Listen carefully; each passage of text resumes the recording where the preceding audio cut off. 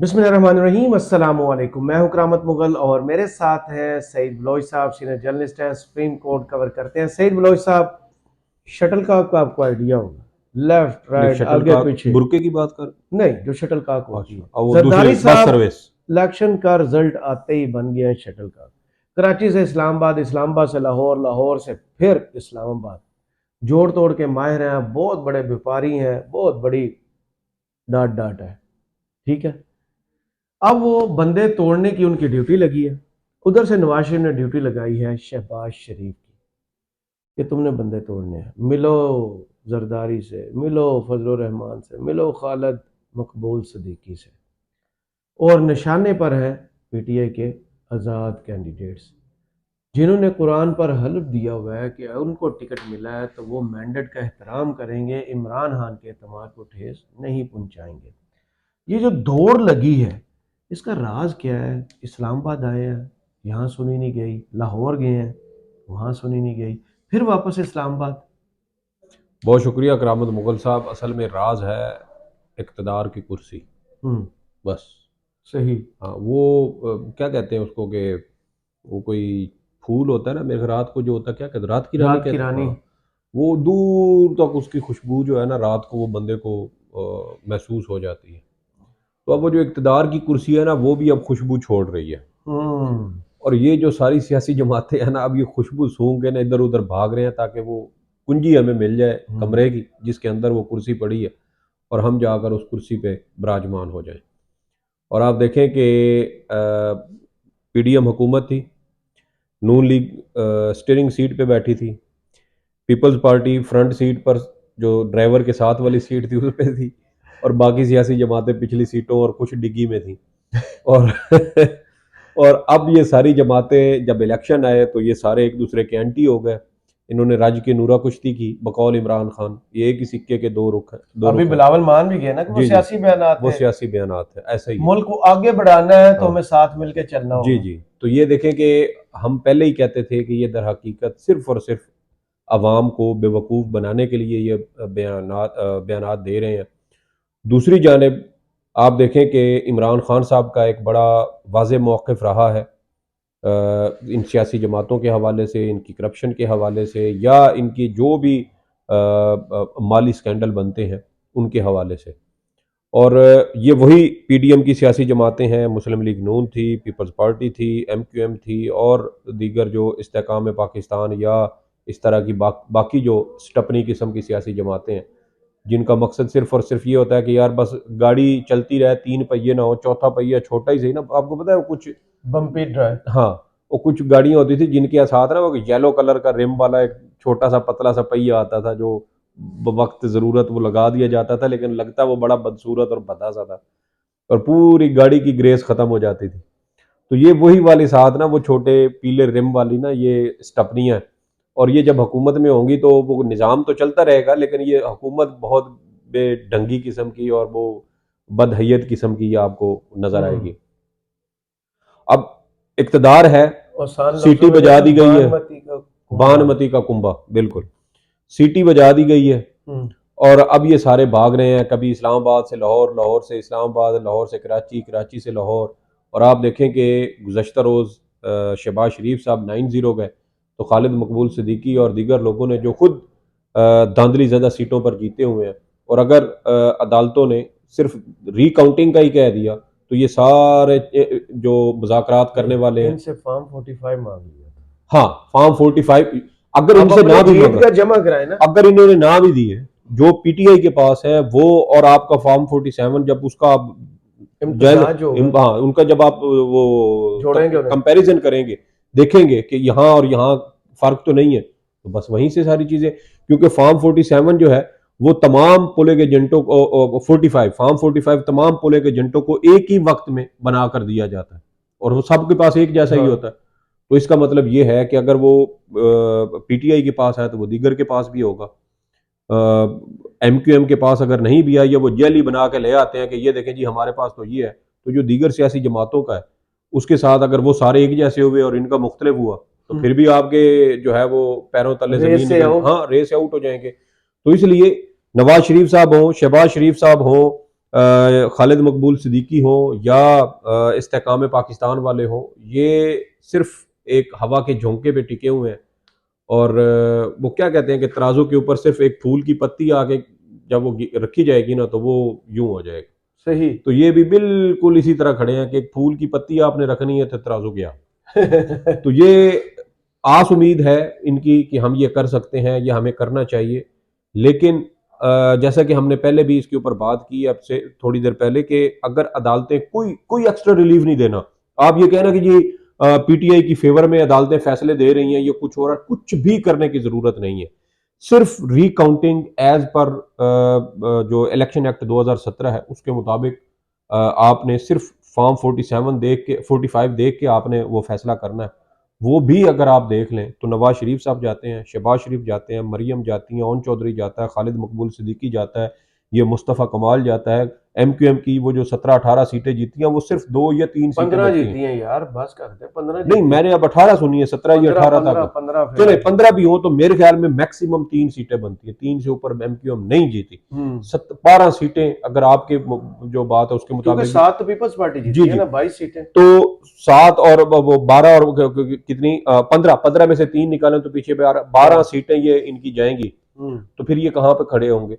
तो ये सारे वो ये लोग फिर हैं, शहर है फैसल पर खड़े होंगे। ये वो लोग हैं जिनका एक पांव हवा में है, दूसरा पांव इन्होंने ना वो नीचे कुर्सी के ऊपर रखा हुआ है, और कुर्सी की भी एक टांग टूटी हुई है और ऊपर इनके गले में है फंदा। ठीक है, और ये बैलेंस बनाने की ना ऐसे ऐसे कोशिश कर रहे हैं कि यार वो नीचे से अगर वो कुर्सी जो है वो निकल गई तो एक टांग जिसकी टूटी हुई है तो ऊपर से फंदा जो है ना वो हमें खींच लेगा और हम हमारी गर्दन निकल जाएगी। तो अब ये उसी सूरत हाल में है। अदलिया अगर सिर्फ इनको फॉर्म 45 को ही करने दे तो ये जो लाहौर से कराची, कराची से लाहौर, कराची से इस्लामाबाद और इस्लामाबाद से लाहौर की जो एक शटल सर्विस चल रही है इक़्तिदार के लिए, ये हमें हमारी आंखों के सामने ये ज़मीन बोस होती नज़र आएगी। दूसरी जानिब आप देखें कि पीटीआई की भी कोशिश है। पहली तो इस वक्त जो सारा सिनेरियो पीटीआई का है, उनकी कोशिश ये है कि हमारे जो फॉर्म 45 का डिस्प्यूट है ये तय हो। आप रावलपिंडी में इस्लामाबाद, रावलपिंडी पूरा अटक, डिवीजन, पूरा मैं डिवीजन। पूरा डिवीजन की बात कर रहा हूँ, गुजरांवाला पूरा डिवीजन, इवन सियालकोट गुजरात सारा उसके अंदर मिला के। उसके अलावा आप चले जाएं, अल्लाह भला करे, लाहौर के अंदर पूरा डिवीजन, बहावल नगर, बहावलपुर, साउथ पंजाब के अक्सर अजला, मुल्तान और फिर कराची, और इवन के हैदराबाद के अंदर भी पीटीआई की बहुत अच्छी प्रेजेंस है, शहरी शहरी इलाकों तक लाजमी है। बाकी जो अर्बन से रूरल सिंध है, दही सिंध, उसके अंदर पीपल्स पार्टी उसमें उसने ज़रूर धांधली की होगी। अगर उसकी भी कोई शफाफ तरीके से अगर वो इंक्वायरी हो, क्योंकि यहाँ पर होती नहीं है। असल मसला ये है, मामलात स्टे ऑर्डर की बुनियाद पर 5-5 साल अदालतों में पड़े रहते हैं। लेकिन ये जो 5-6 बड़े डिवीजन्स हैं, ये क्लीन स्वीप किया हुआ है पीटीआई ने। अच्छा। और यहाँ से अगर ये सिर्फ फॉर्म 45 की बुनियाद पर ही ये चीज़ों को देखें तो मेरे ख्याल में ये कोई 40 या 50 के करीब ये नशिस्तें बनती हैं जो पीटीआई बासानी बगैर किसी कानूनी कोई लंबी चौड़ी जंग किए ये जीत सकते हैं। और अगर ये सीटें पीटीआई जीत जाती है तो फिर आप देखें कि सादा अक्सरियत ऑलरेडी इनके पास है, और अगर ये जो दीगर सियासी जो सीटें हैं उनके ऊपर भी ये भाग दौड़ करें तो 2/3 अक्सरियत लेना इनके लिए मुश्किल नहीं है। लेकिन मसला ये है कि आगे जो हमारे अदालती फोरम है और जिस तरीके से मुक़्तदर हल्के और इस्टेब्लिशमेंट इन चीज़ों को पिछले 2 सालों से मिसयूज़ कर रही है, इनको एक्सप्लॉइट कर रही है, जिस तरीके से अदालतों से फैसले लिए जाते हैं, मुकदमात समात के लिए मुकर्रर नहीं होने दिए जाते, तो इसलिए पीटीआई के लिए कानूनी जो फोरम है उसके ऊपर मुश्किलात भी मौजूद हैं। लेकिन इमरान खान साहब का एक वाज़े मौक़िफ़ ये रहा है, इवन के पीपल्स पार्टी के हवाले से भी इमरान खान ये सोचते हैं कि माइनस जरदारी पीपल्स पार्टी के साथ भी बातचीत की जा सकती है। नहीं, कुछ इशारे हैं। उन्होंने कहा था वो दिन क़यामत का होगा जिस दिन आसिफ जरदारी के साथ मैं बैठूंगा। लेकिन आज जो 92 न्यूज़ के प्रोग्राम ज़ेर बहस में थे बैरिस्टर अली जफर साहब, उन्होंने कुछ इशारे दिए कि आज उनकी इमरान खान साहब से मुलाकात हुई है। ये जो है इत्तेहादी किसी से बनना, ये हुकूमत बनाने के लिए किससे मिलना है किससे नहीं, उस पर उनकी बातचीत हो गई है। उनकी बात से जो मुझे एहसास हुआ है, उनने कहा किसी नून लीग से तो सवाल ही पैदा नहीं होता, उससे किसी छोटी जमात से हम इत्तेहाद कर सकते हैं। तो उसके बाद आती है पीपल्स पार्टी। वो डॉट जाके वहाँ पीपल्स पार्टी पे फिलहाल कनेक्ट हो रहा है। अगर वहाँ से जो माजी में कोशिश की गई थी, जिसके बाद में नदीम अफजल चांद साहब और इन लोगों ने बताया कि फरियाल तालपुर प्लस असफ आसिफ जरदारी, जरदारी। इनको माइनस करने के बाद जो पीपल्स पार्टी बचती है, जिसके बिलावल जरदारी जो वो लीड करें, उसके साथ शायद हम बैठ सकते हैं। There is A option. क्योंकि अगर आपने हुकूमत लेनी है, या तो आपकी 180 जो आपने दावा किया वो सीटें पूरी की पूरी रिकवर हो, उसके लिए बड़ी लंबी बैटल है। आपको पता है 4 हल्कों के लिए 126 दिन धरना दिया गया, धरना दिया गया। लेकिन वो 4 सीटें वापस नहीं मिली थी। यहाँ 80 सीटें हैं, तो कितनी लंबी आपको कानूनी जंग लड़ना पड़ेगी। या वही होगा, इस्तीफे दें और फिर एक दूसरी जंग में फिर पड़ जाए जो पहले रिपीट हो रही है। तो पीटीआई की हुकूमत कैसे बन सकती है? देखिए इसमें इस वक्त ये बहुत बड़ा सवाल है। देखिए दो ही चीज़ें हैं जो हमने अभी ऑप्शन डिस्कस किए हैं। पहली तो यही है कि पीटीआई जो है वो कानूनी फोरम के जरिए कुछ, जी। मिसाल के तौर पे हम ये कहते हैं कि सिर्फ फॉर्म 45 की बेस पर भी पीटीआई को ज़्यादा नहीं तो 30 एक सीटें जो है वो जीत जाती है, वापस ले लेती है।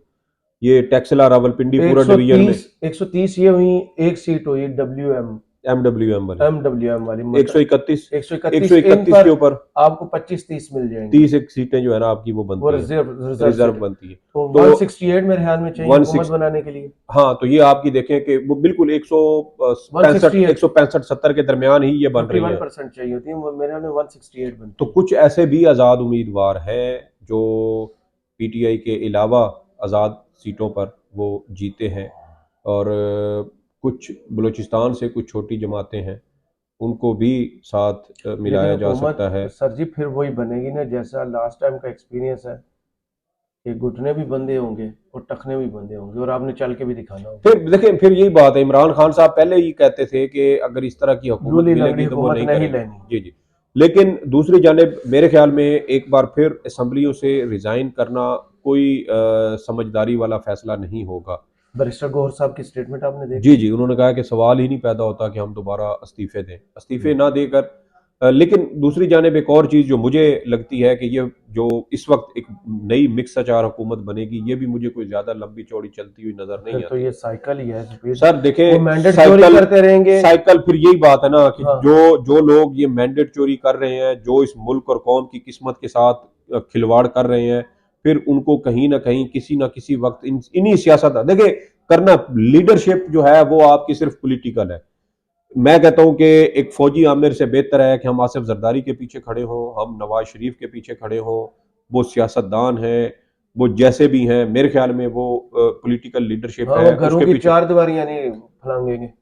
मैं हाँ, मानता यानी हूं। सियासी हुकूमत इतना बड़ा रिस्क लेती नहीं। देखिए बिल्कुल बिल्कुल यही बात है। अगर ये जहेज नहीं इनके बच्चियों के इनके लूटते। इनके इनके दौर में अगर ये सारा कुछ हुआ ही है तो हमें पता है कि करवाने वाले इसके पीछे कौन थे, सबको पता है।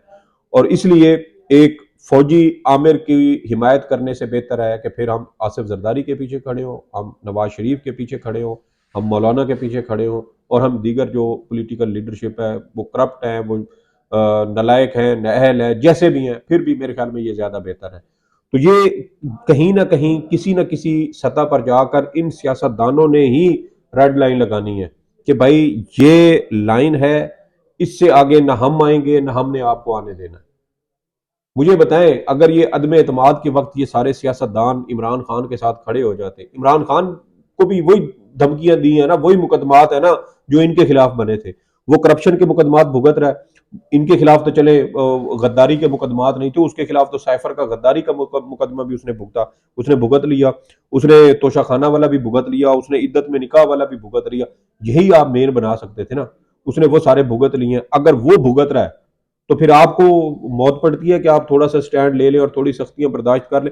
भाई इस्टेब्लिशमेंट ने आपको इन्हीं तरह के मुकदमात में फंसाना है, इसी तरह के मुकदमात में उन्होंने आपका बाजू मरोड़ना है।